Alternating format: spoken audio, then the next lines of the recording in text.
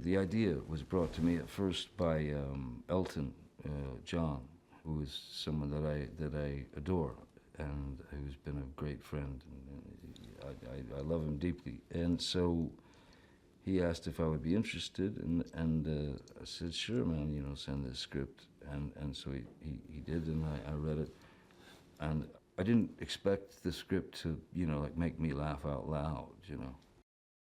As John, the director, and I started working together, recording the character, it was a kind of a, how can we up the stakes here? How can we, you know, free things up? How can we make this joke funnier?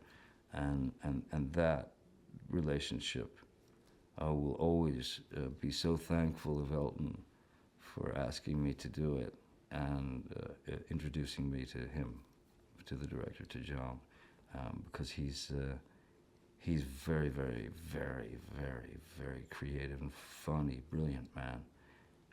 So we had a lot of fun doing it as well. You know, I mean, there was a lot of cackling because, you know, once I got what everybody felt was, you know, all right. You know, everybody all around the boards have to agree, and then he would let me do a couple of free ones where I could ad-lib things, you know, and maybe add things, add jokes, you know, or change something around, and he was very open to all that. Sherlock Holmes has been played by so many different actors, so there have been so many variations of the character of Sherlock Holmes. I just what I wanted to do was, I wanted him to feel as if he were, I wanted him to sound as if he were pointed very sharp, you know, that he was sharp angled, like yeah, and that his brilliance kind of came out of a clumsiness in a way. But ultimately, the main approach to Sherlock Holmes is, you know, you go, who's your favorite Sherlock Holmes? And mine, with no disrespect to anyone who's played the role, mine, you know, takes me back to my childhood every time I watch Basil Rathbone. So he's not only my favorite Sherlock Holmes, he's my favorite, he's one of my favorite actors. So yeah, my approach is more in the Basil Rathbone sort of arena.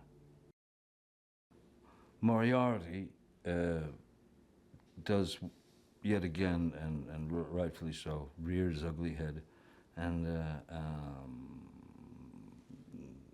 essentially becomes quite the obstacle, the challenge, as always for Sherlock. But this time he's gone about things in a very, very different way, and the character itself is very interesting. It's not totally what one would expect. It's really comes out of a very interesting place. I think Elton, you know, anything that Elton puts himself into is always 1,000%. He doesn't loan himself or rent himself. He gives of himself, and you know, as he and Bernie Taupin always have given of themselves, of their deepest feelings, their, you know, deepest emotions, deepest secrets that they've you know, spit out for the world to hear. A billion classic, brilliant songs. Elton John, just his involvement in anything brings another dimension, a whole other dimension to the project, you know, because he gives wholeheartedly. So I was really honored when he asked me to be involved, and certainly knew that it was going to be something. Yeah, it would be something good. I got addicted to sort of watching these animated films, you know, when my kids were little. You know, there was something about them that well, cartoons break all the laws, don't they? And that's, you know, that's the beauty of seeing those parameters broken and trying to figure out a way to break the parameters in cinema in that same way, so that a character can be potentially accepted in the same way that Wile E. Coyote is when he gets crushed by a boulder and then they cut to him with a little bandage on his head. I wanted Sherlock's voice to be like a razor blade, you know, that could cut through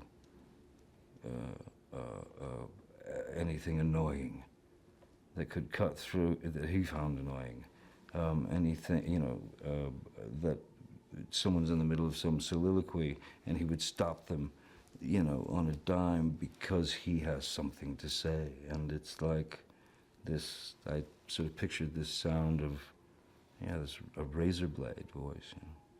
And so that's kind of where I ended up, you know. Well, first of all, I mean, I think the casting was superb. I mean, everyone brought, you know, certainly the characters from the prior film, but the new cast, everybody really brought something to the party that kind of bounced nicely off of one another, even when we didn't record them together. I think the brilliance of John's casting and the putting of all these, you know, taking all these wonderful voices and putting them all together to build this story in whatever way he pieced them together.